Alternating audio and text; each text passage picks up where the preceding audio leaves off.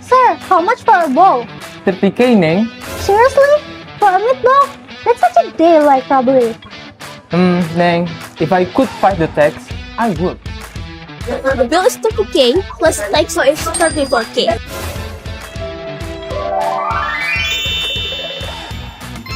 Ow.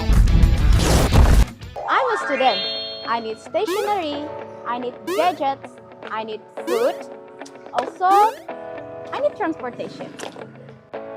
But now, the price is skyrocketing for no reason. How am I supposed to survive in this economy?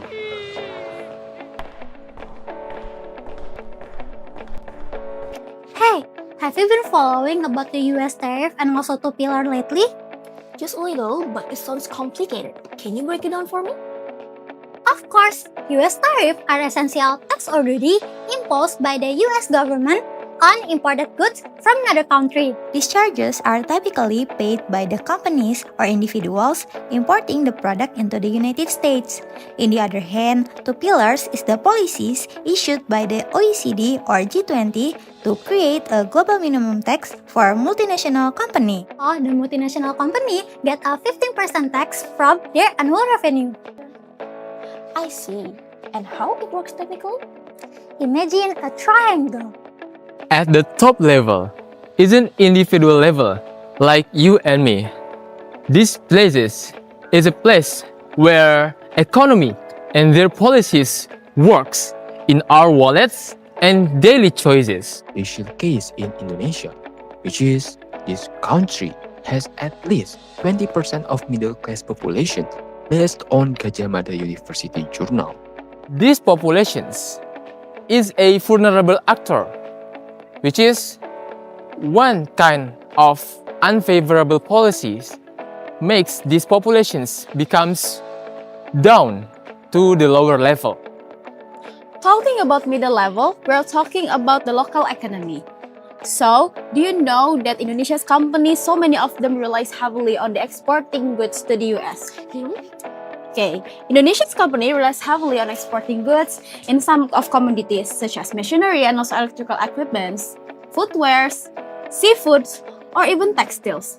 And by the US tariff, their products become more expensive for Americans, so selling orders drop and they are suffering. So, this can lead to lower profit or even layoff. And the worst thing is, the layoff happening here in our home Indonesia. So it hurts our local businesses and workers. For the base of the triangle? At the bottom, there's a global level. Their policy could affect the middle and top layer of the triangle. One of them is US tariff. This isn't just about an Indonesia versus US problem. There are also so many things that are happening in this world. As this disrupts global supply chains, it forces countries to pick sides, creating trade wars and political tension worldwide. One small trade policy that made in Washington create a ripple effect that touch everyone. Wow! So from the personal spendings to someone shown in every local factory, all the way to international relations, it's all connected, right? Exactly, that's the real impact.